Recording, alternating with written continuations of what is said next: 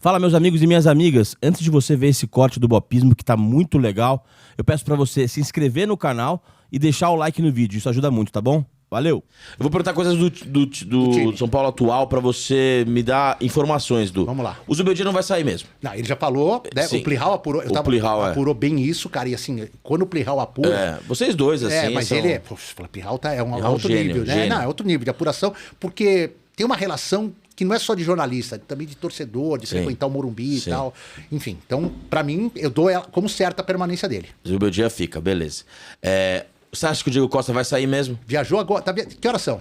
São 8h30. Deve estar viajando agora pra Rússia para exames médicos. Se passar, tá feito o negócio. Krasnodar, né? Isso. 7,5 milhões de euros. O São Paulo tem 80%, talvez o São Paulo... Que aí é a jogada do futebol, né? Tem mais 20% que pertence a não sei quem aí. Acho que 10 é um clube, 10 é um empresário. Só O que você acha dessa negociação? Desculpa. Assim, respeito muito o Diego Costa, mas um jogador, um zagueiro de 24 anos, que não é titular do seu time e que nunca foi a seleção principal por 7 milhões e meio de euros, é daquela época que o São Paulo era considerado o melhor vendedor do futebol brasileiro. É, boa venda mesmo. Boa venda. Embora seja um jogador absolutamente útil, o São Paulo vai atrás de zagueiro. Acho que não. Não? Não, porque assim, você tem dupla titular, Alan Franco e Arboleda. Sim. Um reserva gigante logo Ferrarese é muito bom. Ferrarese. Que é difícil você falar, o Ferrarese titular da seleção venezuelana. Ele é muito bom zagueiro. Então você tem um reserva desse tamanho. Para você contratar, digamos assim, um jogador abaixo desses três, você tem lá o Sabino. E você tem, acima de tudo, um cara que tem que ter espaço para subir, chamado Igão. 16 anos. Esse moleque... É que eu não posso contar as histórias que me contaram dele aqui, porque eu não contei em lugar nenhum e me pediram para não contar aqui no momento. Não pode mas assim, posso contar assim, um detalhe da história dele. Além da técnica, que todos acham que é um negócio... Comparação é muito difícil, porque tem muito processo... O Beraldo, já vi falar isso. Isso é complicado, porque tem muito processo para chegar até o Beraldo. Entendeu? Claro. E pode não desse processo, mas a perspectiva é que seja, no mínimo, um novo Beraldo. A perspectiva. Mas a personalidade delas, histórias que me contaram, é um ponto fortíssimo. Para mim, será capitão do São Paulo. Ó, escuta o que eu tô te falando nessa segunda-feira, dia 18... 15 de julho. O Igão, se permanecer, for até o fim e subir, pelas histórias que me contam da personalidade dele, será capitão do São Paulo. Líder. Ele é muita personalidade. Quando eu soltar o link das histórias que eu tô esperando concretizar o Diego Costa para falar do Igão lá no site da ESPN. Legal. Eu te mando o link, você vai entender pelas histórias por que pensam isso. É que eu acho que assim, o São Paulo... Tem o Sabino. E tem o Sabino. Então, você tem 3 reservas. É que assim, é que, cara, o Ferrarese é bastante convocado. O Arboleda, talvez com esse novo treinador do Equador, volte a ser convocado. Sim, aí você começa a ficar com uma defesa. Mas você tem o Luiz Gustavo que joga numa emergência ali, né? Então, mas o São Paulo joga com linhas altas, né, cara? Embora o Luiz Gustavo esteja sendo um fenômeno físico. Eu acho que não é prioridade. Eu acho que se aparecer um negócio bom de mercado, esses jogadores que não são nem gênio, nem craques pra ser titular, mas também não são, tipo, você olha e fala, puta, esse cara vai jogar no meu time. Esse jogador intermediário que quebra um bom galho, se aparecer um bom negócio, de Bruno Alves, assim. O São Paulo pega. Mas assim, o São Paulo tá de olho, tá precisando. A prioridade, além do Thiago Mendes, é um lateral esquerdo. Independentemente do Wellington ir embora ou não. E não tem nenhuma mudança de Thiago Mendes e Alexandro. Não, Thiago Mendes são negócios muito diferentes. Sim. Um quer muito vir, tá lá pressionando. Já acertou as bases com o São Paulo. Já acertou, sim, não tá tudo certo, mas o principal, que é a parte salarial, já tá encaminhado. 3 anos de contrato, a luva já tá meio batida quanto vai ser.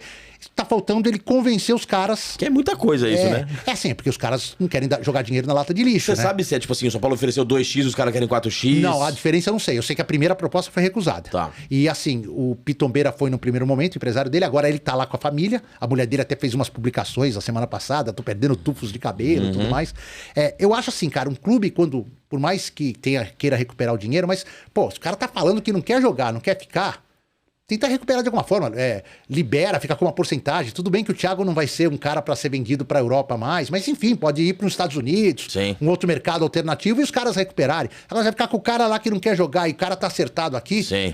O Alexandre eu acho que é muito diferente. Ele não tem vínculo nenhum com o São Paulo. O irmão dele, aparentemente, o Flávio Tsunami lá no Instagram, é torcedor do São Paulo, fanático, né? Já postou. Mas ele, particularmente, não tem nenhuma relação com o São Paulo. E ele foi muito claro pelo que me passaram da conversa. Tipo assim, a minha prioridade é ficar na Europa. Sim. Cara, assim, isso eu posso falar porque eu não gosto de falar de grana, mas posso falar porque é público, né? Ele ganha 66 milhões de reais ano na Juventus. Você dividir por 12, mais de 5 dá milhões. 5 milhões por mês.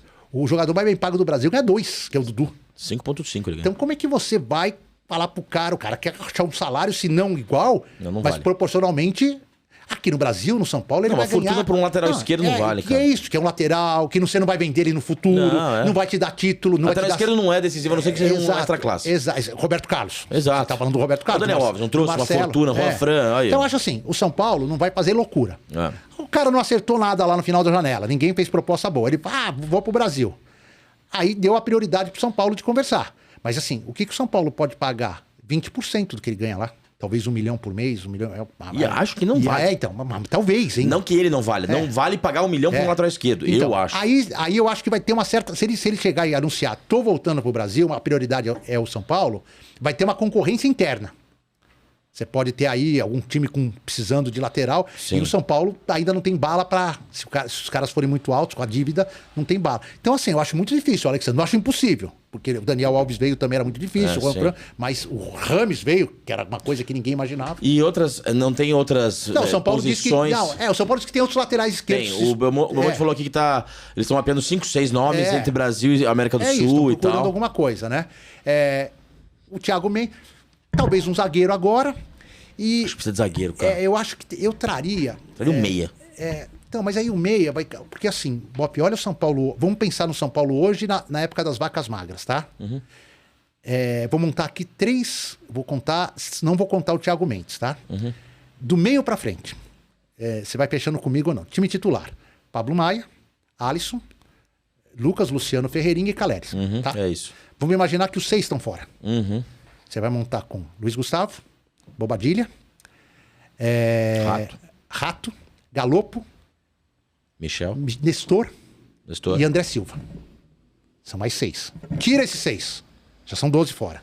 Você vai ter Iba, Lisiero, Eric, Michel Araújo, William Gomes e Juan. Você pode ter 18 atletas que têm jogado no time, tirando o William Gomes com menos tempo, que tem jogado do meio pra frente. Se você trouxer mais um meia, você vai ter 19. Alguém não vai jogar, alguém vai embora. É que eu acho que nenhum desses 18, nem o Lucas... Faz o meia. Nem o Luciano... Nenhum desses caras tira um coelho da cartola quando o time precisa. Nenhum. Mas... Não, assim, e é curioso, porque eu concordo, tá, Du? Assim, acho que o São Paulo tem um elenco muito homogêneo, com jogadores muito parecidos entre si. E um ou outro que destoa, né? Um ou outro que destoa, que são os titulares, e com perfis muito parecidos. O Michel parece com o Galopo, que parece com o Rato, que parece com o Nestor, que parece com o Rodriguinho, que parece... E tem o Rodriguinho. Rodriguinho ainda, o Rodriguinho, você sabe que... É um leão de treino, né? Não é. O Rodriguinho é muito alto. Uhum. Ele é muito alto. E a musculatura das pernas que dão sustentação, joelho, não acompanharam o crescimento dele. Então, por que ele tem sido pouco convocado? Ele tá fazendo um trabalhinho. Não é um trabalho assim para ganhar músculo, é um trabalho para dar fortalecimento àquilo que é mais importante do jogador. A sustentação, joelho, tornozelo. Para que a altura dele seja compatível com... Então, por isso que ele tem sido chamado... E esse tratamento esse trabalho vai até o final do ano. Então, eu vejo poucas oportunidades pro Rodriguinho nesse ano, mas com uma expectativa gigante do São Paulo apostar nele muito a partir de 2025. Jogador muito inteligente. Bom saber disso, Edu. Não sabia dessa informação, dessa questão física. Eu até sugeri pro Belmonte alguns jogadores aqui. Quem que você sugeriu? Vamos ver. Eu sugeri alguns. Eu sugeri o Denilson do Cuiabá. Acho um bom jogador. Segundo volante, muito bom de bola, 23 anos. Se vier agora o Thiago Mendes... Não pra agora. Não pra agora. Assim, eu falei, cara, mas pensa em jogador. Ele é impressionante. Eu indiquei um lateral esquerdo que eu comentei jogo, né? Eu tô comentando o jogo da Libertadores Sul-Americana na Paramount. Eu comentei 5 jogos do Nelson Cabanilhas, lateral esquerdo universitário, 24 anos. Legal, esse eu não tenho muita informação. Categorias de base do Peru. Cara, o moleque é um canhão físico, joga o tempo inteiro. 24 anos? 24 anos, categorias de base e contrato encerrando no final do ano. Eu falei pra ele, inclusive ele falou com o Rui Costa e passou essa indicação. E a outra pessoa, outro jogador que eu acho que seria um ótimo reforço, o Terans do Fluminense. Por quê? O Terans é um jogador agudo, é um jogador que limpa e bate, tem um arremate de fora da área, bate e falta. Ele foi o melhor jogador da final da Libertadores 2022. Você quer então o Terans do Atlético Paranaense, não do Fluminense? Mas o Fluminense, o Michel Araújo estava encostado, foi bem no São Paulo. O Caio Paulista estava encostado, foi bem no São Paulo. Acho que vale a aposta, não precisa de titular absoluto. Mas, 20 minutos finais contra o Nacional, tá aquele ferrolho do cacete. Põe o Terans. Não, era um cara que procura. Uma bola dele pode ser decisiva. Perfeito, inventivo. Concordo. Então, assim, eu acho que nesse sentido o São Paulo ainda carece desse tipo de jogador. Mas Vamos ver se a galera tem perguntas. Mandem as perguntas que vocês têm pra Eduardo Afonso sobre o elenco atual. Que fim levou o Moreira? Qual a situação dele? Ele, de novo, teve algumas pequenas lesões, né? E agora sim, no jogo... Qual foi o último jogo no Morumbi?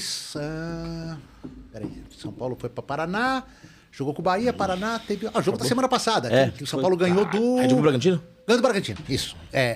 Saiu, eu sempre publico, sai a escalação, publico e tal, e aí vem algumas perguntas do tipo, por que o Moreira não foi chamado pro jogo? Porque você tinha a volta, como você tem a volta do Rafinha, não tem por que você levar 3 laterais pro banco, sendo que é um jogo que, teoricamente, você vai ter que jogar... se tiver que mudar, é pra ganhar o jogo. Sim. Então você tem que levar mais atacantes e mais meias ofensivos. Aí você leva o Rafinha e o Moreira, você tira a possibilidade de um desses atacantes ir pro banco. Sim. Ele tá lá esperando uma oportunidade que vai ser mais difícil agora, porque o Igor, pra mim, eu acho o Igor, às vezes, um jogador pouco reconhecido. Ele já passou por fases mais instáveis e realmente mereceu críticas. Melhorou muito. Ele é o segundo... Tá mais consistente. Consistente acima de tudo. Ele ofensivamente é um jogador muito forte. Muito forte. Muito forte. Ele atingiu uma maturidade dos 27 anos. Sim. Que ele sabe, até a deficiência de marcação ele conseguiu consertar. E enquanto o Rafinha estiver lá até o final do ano, você não pode falar pro Rafinha, falar assim, amigão, eu vou levar o Moreira e você fica fora do banco. Aí Sim, você tá... Dá. Então, assim, acho que o Moreira vai ter menos, a não ser que um deles machuque ou saia, vai ter poucas oportunidades. Eu tenho uma outra questão, só pra concluir. Eu acho o Moreira um jogador muito inteligente, mas você falou que o São Paulo talvez não busque zagueiro. Eu acho que se o São Paulo buscar um zagueiro, o São Paulo vai poder jogar com 3 zagueiros. E jogando com 3 zagueiros, talvez não precise buscar um lateral, porque aí eu acho que dá pra colocar o Michel Araújo lateral esquerdo. Pode. Dá pra colocar o Moreira de lateral esquerdo. O Lisieiro de lateral esquerdo. Com 3 zagueiros, Sim. você viabiliza outras opções de lateral esquerdo. Concordo. Então, assim, é uma escolha de mercado. De mercado. Escolha de mercado. Exato. O que é mais fácil? Um lateral esquerdo... Muito mais fácil contratar um zagueiro. Sim. Muito mais fácil. Concordo. O Brasil produz zagueiros bons em profusão. Lateral esquerdo, não. Nem no Brasil, nem em nenhum lugar. lugar. Então, nesse sentido, pensando em montagem de elenco, é isso.